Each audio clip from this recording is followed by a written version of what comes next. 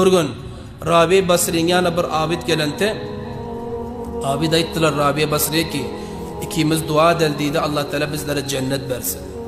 Davet deydi, billerin duamız şol azizlerim. And burada biliriz ki Allah'ın muhabbeti yöründe bar insanlar ne rakam böyle biller ne rakam.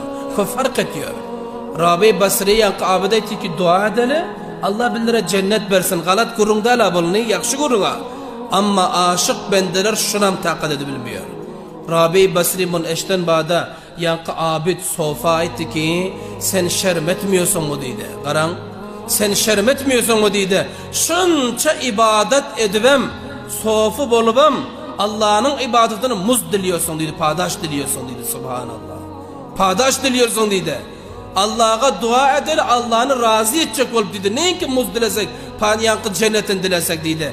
Allah razı olsa öz ona gelir dediler. Subhanallah. Karan. Şimdi biller namaz okuyoruz, cenneti olul diyoruz ne? Sadaka veriyoruz, cenneti olul diyoruz. Aşık bende farkı var ekene. Aşık bende namaz okuyor, Allah razı olsun diyor. Allah razı olsa cennetin öz olur ha. Allah razı olmadı cennete varanın bir fayda. O ötün cumada Mola Sayam ayttar, bir dostunuz çağırsa deydi, üyüne varsanız bir dostunuzun önünüzü kısma kısım meyvan getirip koyasın. Lekin yüzüne karak görüyorsun dostun mocivoti. Sen baranına pişeyman boloti. Bakhil da moze. Yüzün çıtıp şöyle oti. Gay oğlanlarını sögoti. Gay telefonda sögün beti. Hiç yenin içine gitmiyor.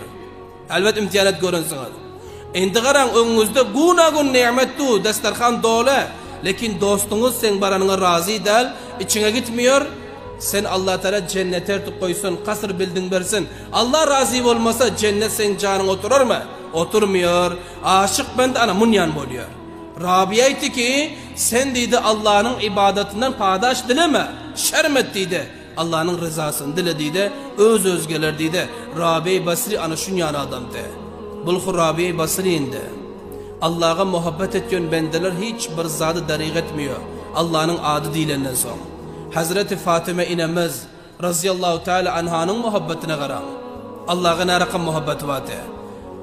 Toy oloti Hazret Ali razıyallahu teala anhun da akit çek oloti. Akşam akit melen. Mana şu gününde ayallar bana bir taze libas giydirdi. Bazardan satın getirendi. Taze libas. Şimdi kelinler giyiyor o taze libası.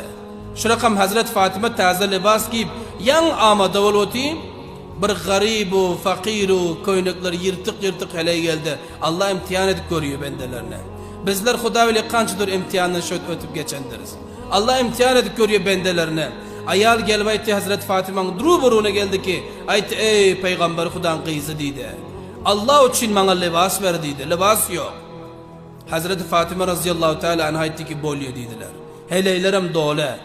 Üyüne gittiler içeri girip şu taze arusi libasını çıkarıptırdı yankı heleğin eline getirip verdiler.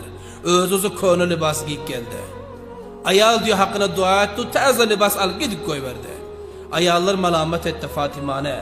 Aytti ki senin toyun boloti, manan dikeceve gelecek oloti. Sen koyunu giy otidin taze libas verip koyverdin namçin.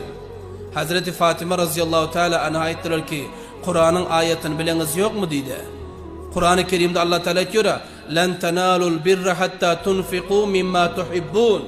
O 4. parana böyle. Allah diyor ki sizler en yaxşı görüyorsun zadınızı eğer sadaka vermezseniz kamyap olmuyorsunuz, yaxşılık görmüyorsunuz diyor. Benim yanımda şu en yaxşı görüyorsun malum libasım te. Abur kelinin yaxşı görüyorsun zadı libası olurdu ne? Ödem toy gününde. Hazreti Fatıma etti şu libas men gözüme yaxşı görünüp etir.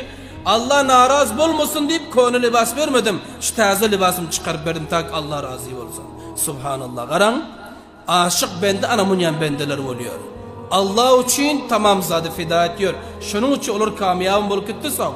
Aşık bende anşunyan oluyor. Fakat onun rızasını ama Allah'ın razı etmek matlabı Allah'dan farmanbardarlık etmek oluyor. Başka hiç hedef olan yüreğinde olmuyor.